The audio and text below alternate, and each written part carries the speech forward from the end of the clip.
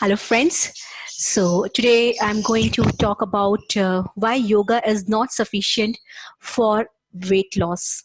My name is Shruti Manjunath. My name is Shruti Saxena.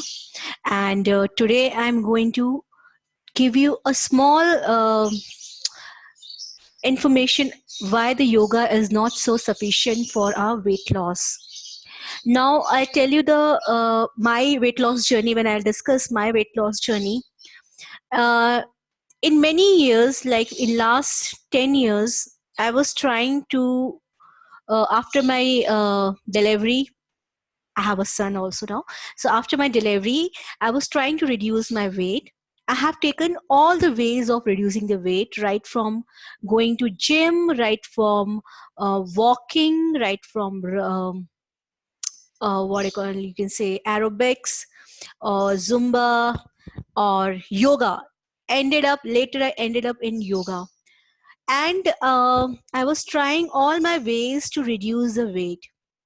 But the truth is, yoga is not enough to reduce your weight. Yoga is not enough to reduce. It was not enough for me to reduce my weight, because the first thing, yoga will help you to stretch your body so that you have the hands, your legs, everything should become flexible for you. Your body should become flexible for you.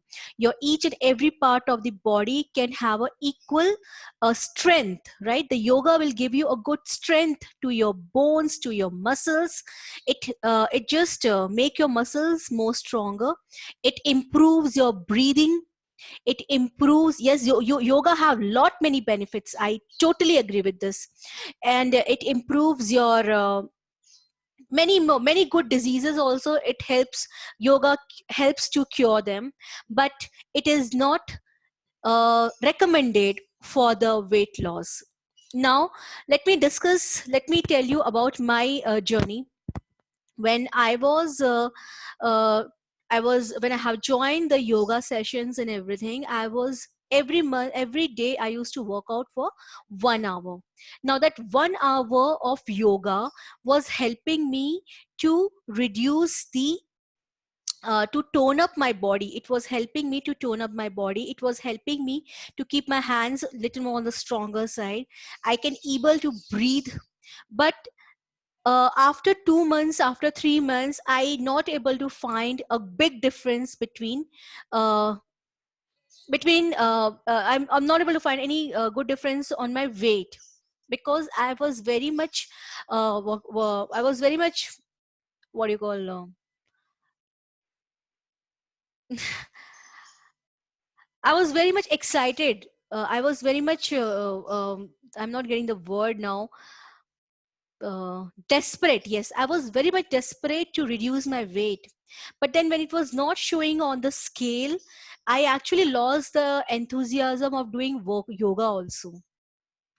And yes, I mean, I was doing yoga and all. I have to my body was not so strong enough to bear the weight of my body, right? My legs were not strong enough, my knees were not strong enough, everything was not strong enough to bear my body weight.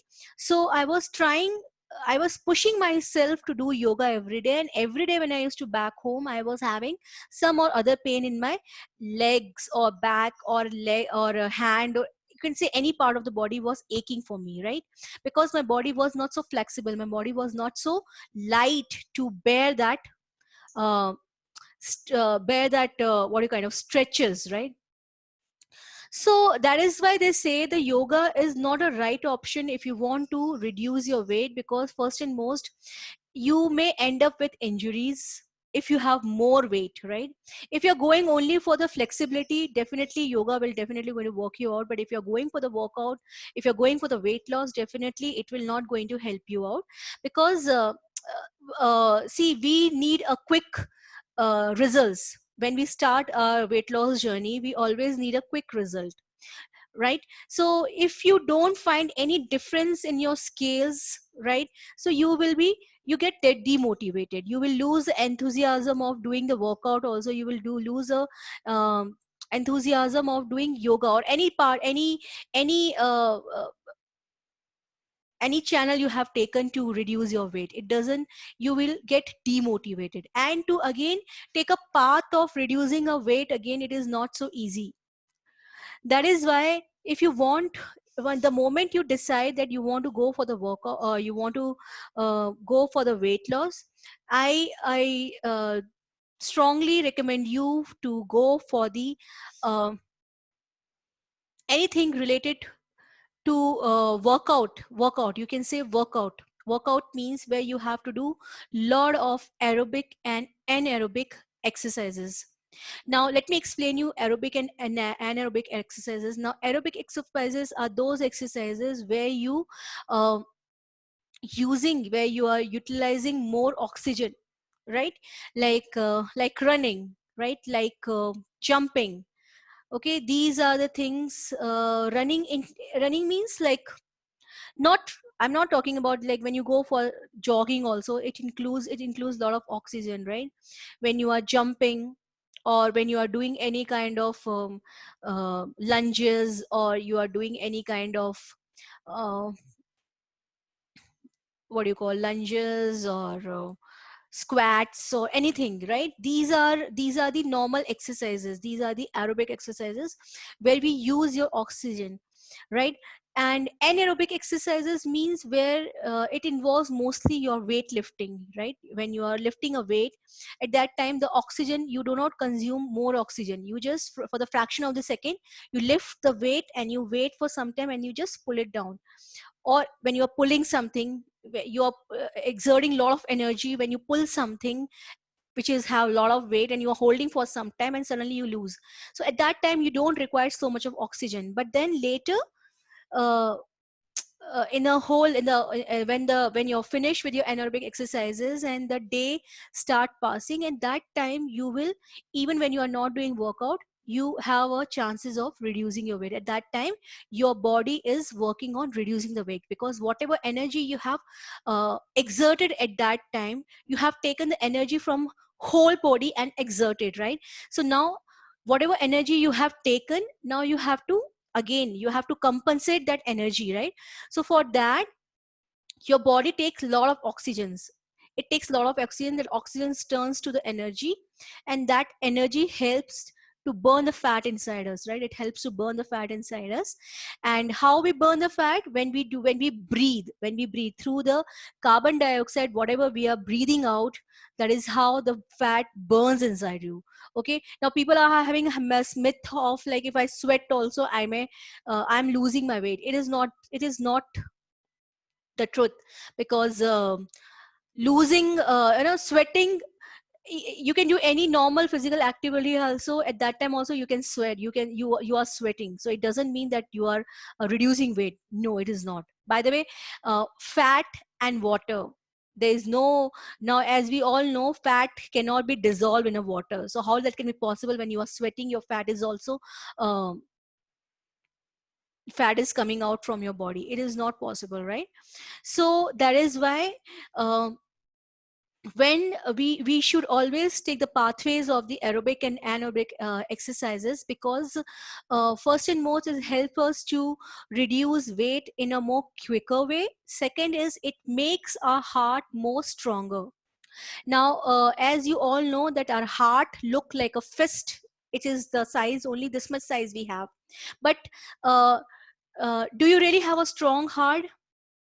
Because the strong hearts are only, strong heart means, doesn't mean that you can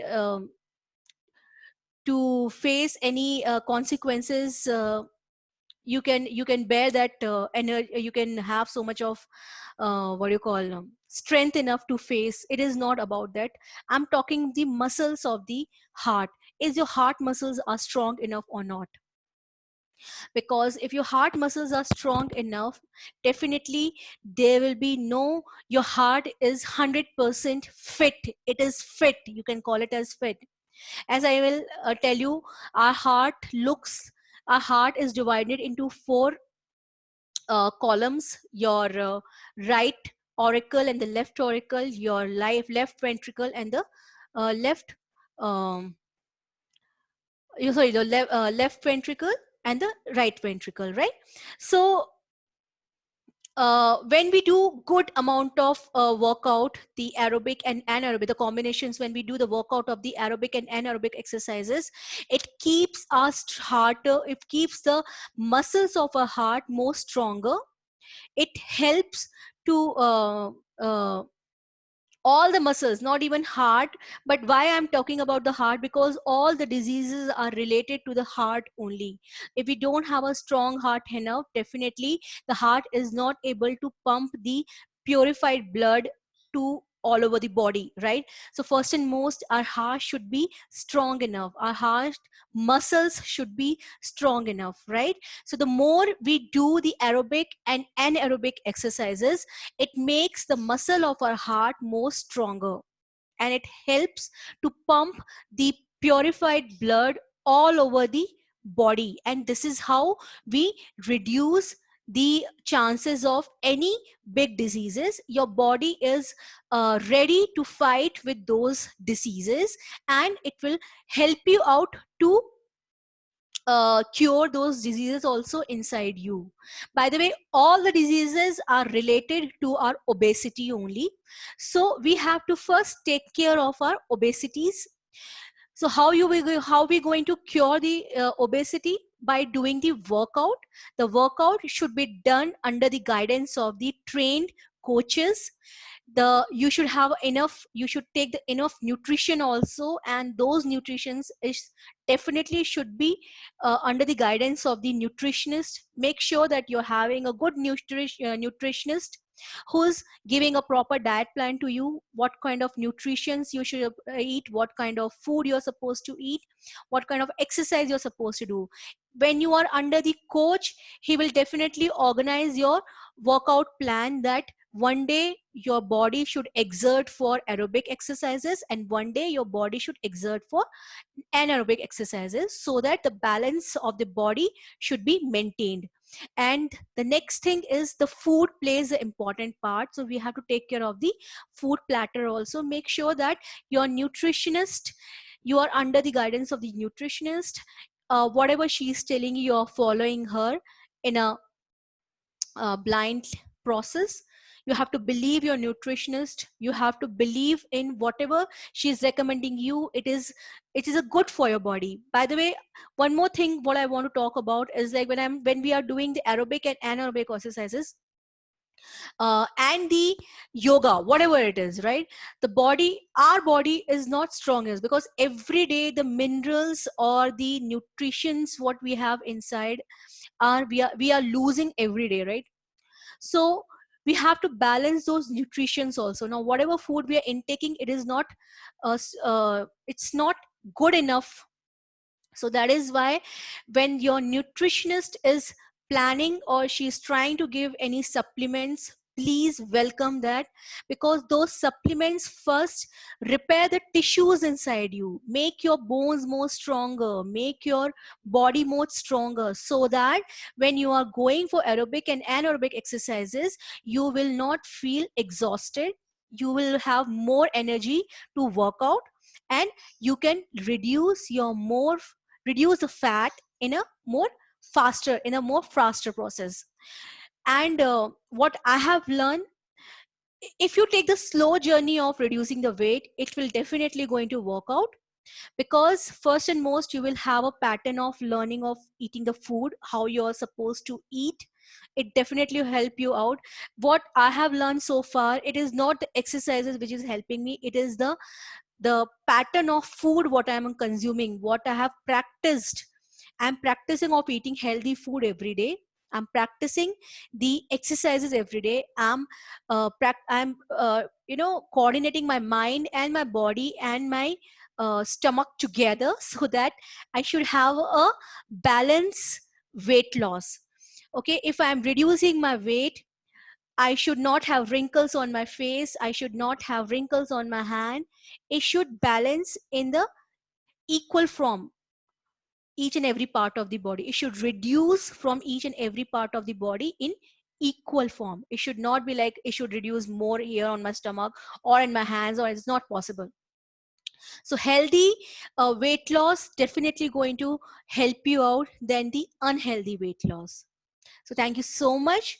Make sure that whenever you are planning for any kind of, if you're proceeding for the weight loss program, make sure that you are involving more aerobic and anaerobic exercises than yoga. Yes, yoga, you can make a part yoga of your workout also, but only once a week. Once a week also, if you're doing a yoga, that is more than enough. Rest 6 days you can involve your aerobic and anaerobic exercises, which can help you to yoga will help you to make your body more stretchable. It will help you to more flexible, and aerobic and anaerobic exercises will help you to reduce your weight in a uh, faster process and make your heart more stronger. Thank you so much and have a good day.